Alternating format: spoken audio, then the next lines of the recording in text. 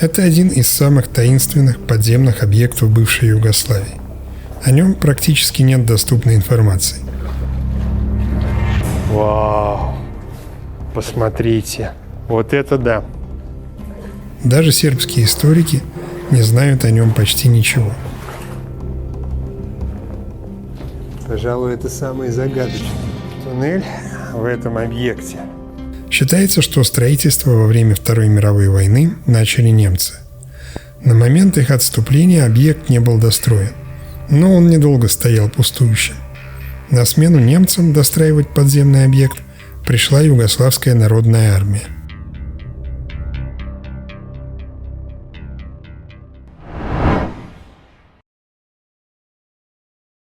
Всем привет, дорогие зрители! С вами канал обо всем подземном и заброшенном Underworld и его ведущий Степов. Сегодня мы с вами отправимся в один очень масштабный объект, который строили немецкие военные во время Второй мировой войны на территории Югославии. И уже после окончания войны объекту предначертано было стать фактически объектом судного дня, когда максимально охладели отношения между Советским Союзом и Социалистической Федеративной Югославией, между Иосипом Брозом Тито и Иосифом Сталиным. Объекту была предначертана особая роль. Но так сложилась судьба, что объект не был достроен, но это не уменьшает его масштабов, объект поистине гигантский. Итак, давайте отправимся внутрь.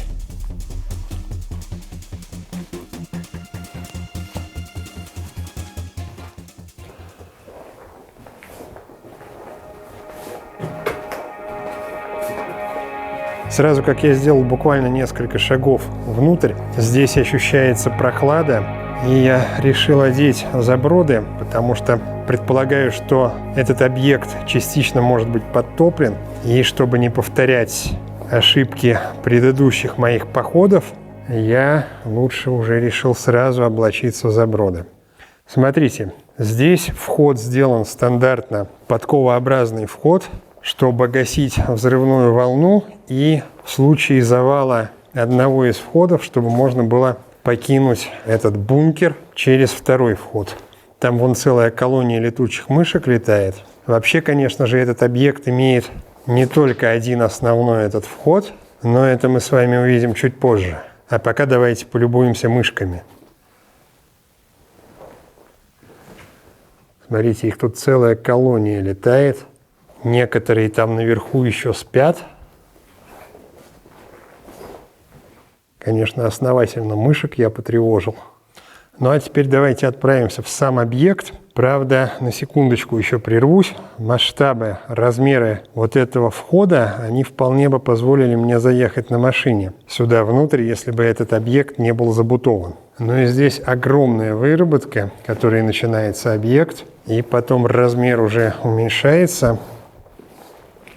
И сразу ощущается влажность. Ее хорошо видно и вам сейчас в луче фонаря. Вот здесь сразу справа некое ответвление. Это не ответвление, это основной туннель. Как раз впереди находится тупик. Скорее всего, здесь должна была сидеть охрана, может быть, автоматчики. Ну, в общем, вот это вот такой вот тупичок прямо перед главным входом в объект. И сейчас давайте уже пройдем внутрь.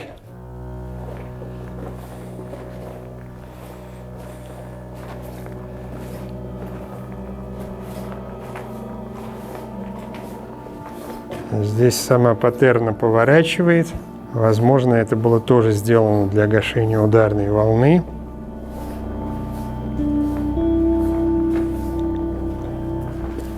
И поворачивает она практически, наверное, градусов на 100. Очень сильная влажность, что, конечно, затрудняет съемку здесь.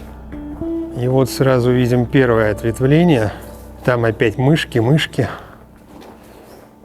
Здесь должен был находиться какой-то зал, как обычно делают в таких объектах. Возможно, здесь должно было быть что-то из систем жизнеобеспечения. Ну, например, дизель-генераторы, может быть, фильтры вентиляционные.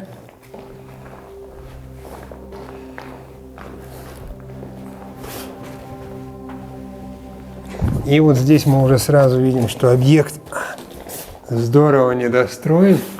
Здесь должен был быть вентиляционный ствол. Вот там даже наверху сейчас видно свет с улицы. Глубина достаточно приличная, метров около 15, наверное. И соседнее такое же ответвление. А здесь посмотрите, как интересно.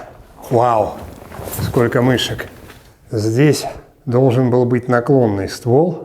Ну, вероятно, тоже под эвакуационный выход. А может быть, здесь даже мог быть впоследствии какой-то конвейер для разгрузки, выгрузки, например, снарядов. И там вовсю резвятся мышки у входа. И мы в итоге сейчас возвращаемся в основной туннель. Здесь опять огромный зал. Посмотрите, какие масштабы этой выработки. Высота здесь, наверное, около 4 или даже 5 метров. Ширина метров 6.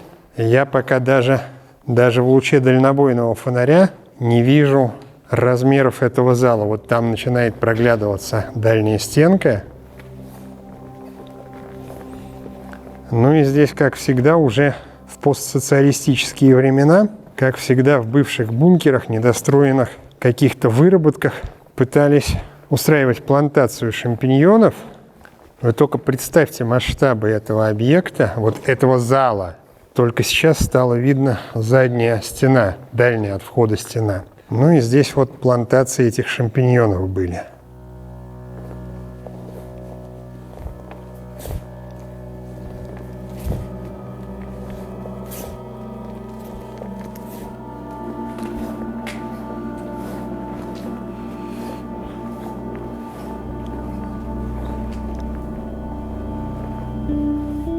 Здесь была выработка и перпендикулярный тоннель.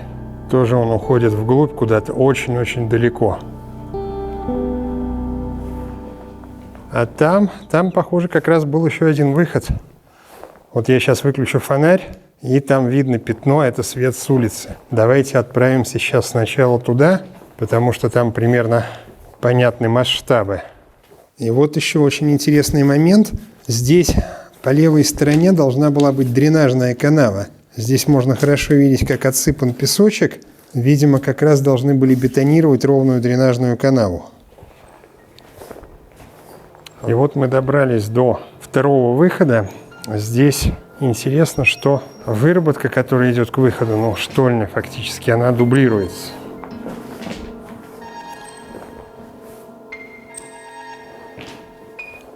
Две параллельных штольни и опять же подковообразный выход.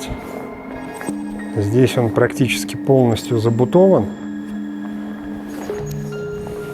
а с другой стороны можно выбраться на улицу. Мы видели оттуда свет. Здесь, кстати, должно было быть два выхода, один и второй, практически одинаковых размеров. Но выходит это все на крутой берег, фактически обрыв, поэтому непонятно, как вообще здесь планировалось пользоваться этим выходом, тем более, что здесь сооружено два выхода. Там под нами достаточно резкий обрыв и река внизу. Мы возвращаемся обратно в объект. Всего в паре километров отсюда находится другой подземный объект, в котором мы уже побывали раньше. По немногочисленным, дошедшим до наших времен свидетельствам, там в годы Второй мировой войны был немецкий подземный оружейный завод. И несмотря на то, что тот объект простирается в глубине горы на несколько километров, этот недостроенный бункер намного масштабнее. А о его предназначении до сих пор ходят самые разные противоречивые легенды. Вдоль всей этой патерны находятся какие-то старые доски, пиломатериалы. Вполне возможно, что это даже еще со времен постройки этого бункера. Но давайте продвигаться вперед. Как я полагаю, путь нам предстоит долгий. Мы вернулись к развилке. Налево будет выработка, ведущая к выходу. Оттуда мы пришли. А мы сейчас углубляемся внутрь, вглубь, в сам объект. Дальше и дальше. Здесь еще небольшое расширение перед продолжением паттерна. Вообще подобные расширения очень часто можно видеть и в рудниках. То есть это очень часто используемая техника точнее часто используемая, если можно так сказать, архитектура подземных выработок, характерная для рудников и которая, соответственно, перешла на подземные стратегические объекты, военные объекты. Здесь, обратите внимание, сама выработка несколько ниже, и там впереди опять огромный зал.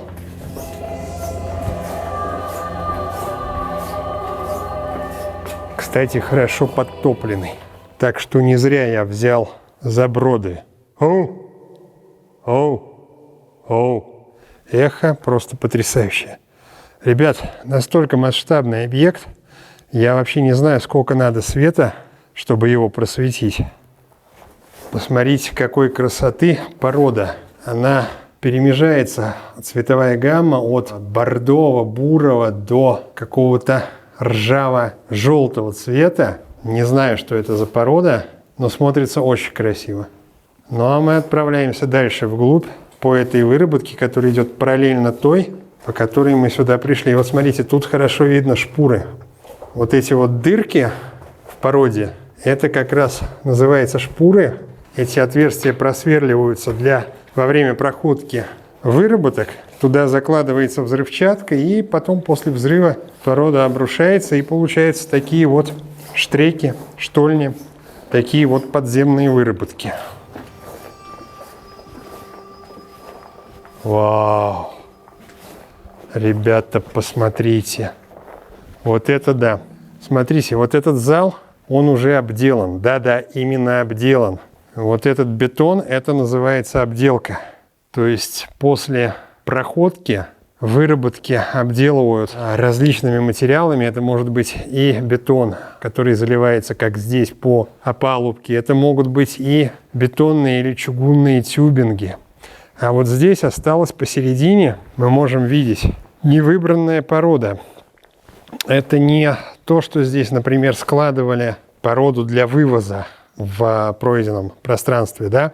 Это именно невыработанная порода, то есть она осталась так после проходки этого зала, и потом ее уже должны были тоже отбивать, грузить на вагонетки и вывозить отсюда. Но поскольку объект так и не был достроен, к сожалению или к счастью, это сложно сказать, потому что история у этого объекта очень необычная, я бы даже сказал, очень мрачная.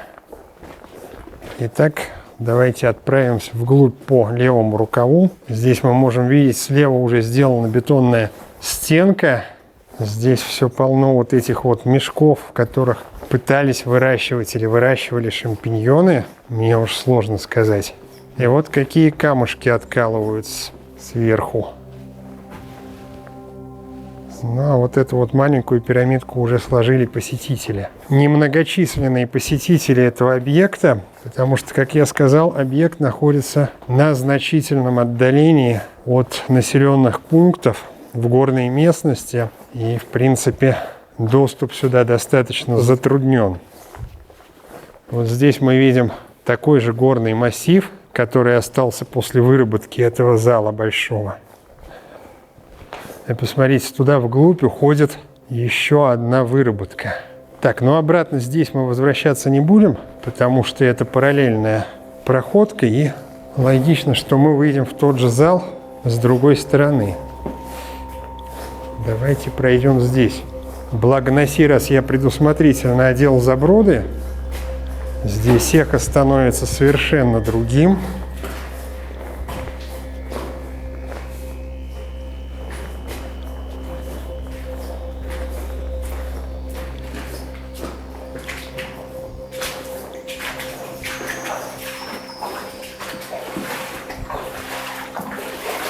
Вот здесь вот какое-то что-то было вбито, вкручено в породу.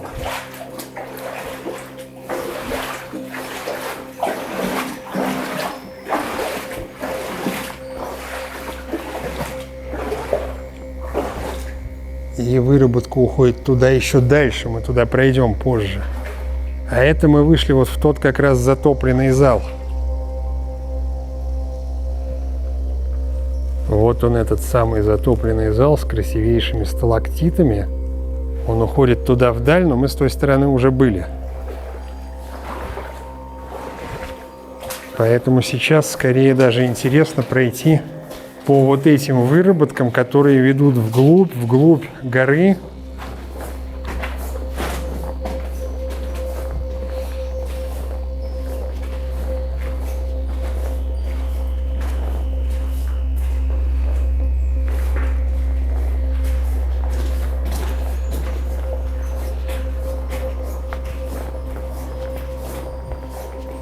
Очень красивый объект, несмотря на то, что он недостроенный.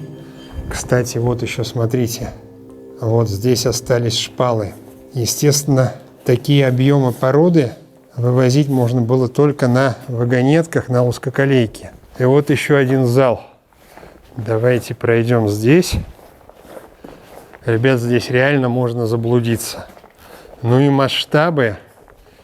Сейчас вот эта выработка без обделки, здесь высота, наверное, вообще порядка 7 метров.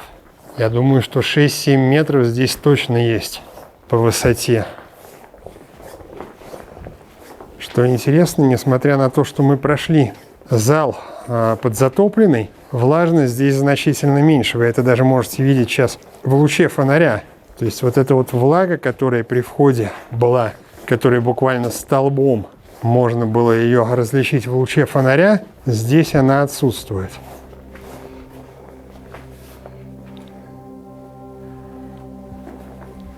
Остатки сгнившего дерева, возможно, как раз от шпал. Возможно, это были крепи. Теперь я начинаю понимать конфигурацию объекта.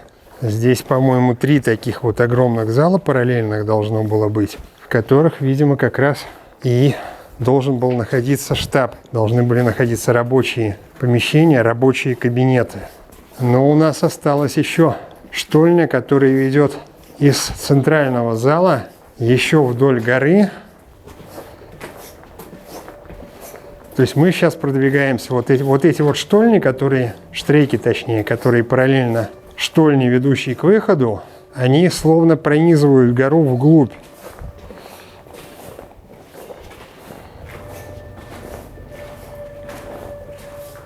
О том, как было остановлено строительство этого масштабного объекта, достоверной информации нет. Известно только, что работы были остановлены в одночасье, и недостроенный бункер был буквально брошен строителям.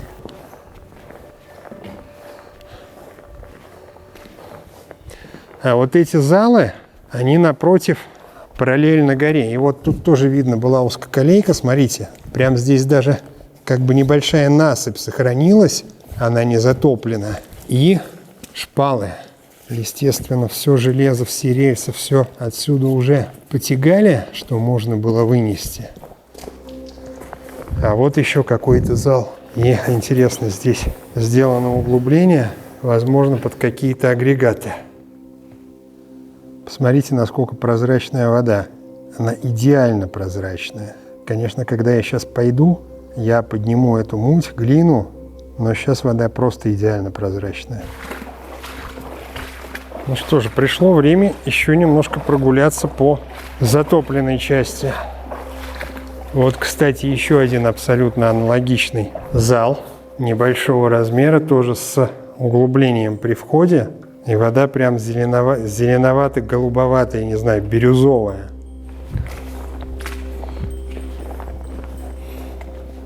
Существуют 2 легенды о причинах произошедшего. По одной из них главный инженер этого строительства сбежал в СССР и открыл все секреты, связанные с этим таинственным бункером, советским властям, после чего дальнейшее строительство этого объекта потеряло всякий смысл. По второй был разработан план, предусматривающий в случае начала наступления советских войск подрыв Джардапского ущелья и затопление водами Дуная территории Воеводины и земель, лежащих возле Дуная. И этот бункер оказался в зоне затопления.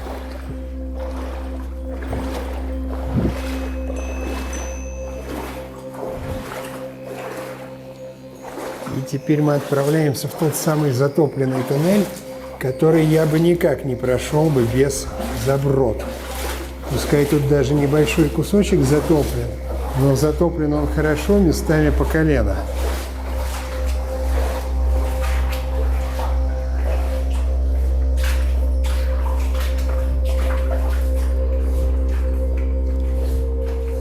тоже остатки шпал.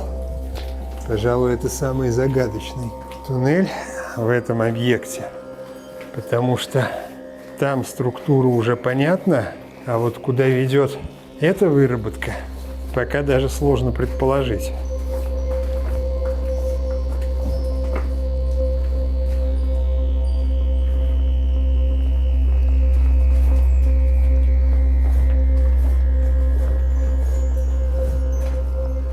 Да, ну тут, похоже, мы дошли до конца, до забоя. То есть эта проходка должна была вестись еще дальше, но поскольку объект незавершенный, то вот сейчас мы можем видеть как раз то место, на котором остановился забой.